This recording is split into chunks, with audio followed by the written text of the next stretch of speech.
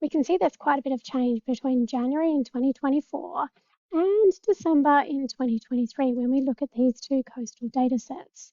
But let's have a look at them on top of each other with a bit of transparency and a little bit of geoAI to see if we can quantify exactly what's changed.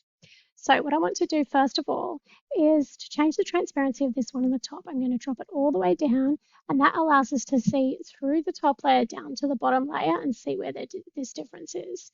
Now I'm going to use the magic wand tool by clicking this tool here or pressing the shortcut key W and give a couple of dots around the area where I think the change has occurred and let the magic do the rest. So I'm going to click preview on that one.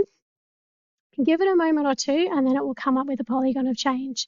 So there we go. I can save that now to my table of contents, go all the way up the top, and it can tell me that there's 0.65 hectares of change. I can change the unit as I like if I want to quantify that in meters squared, feet squared, or as I like.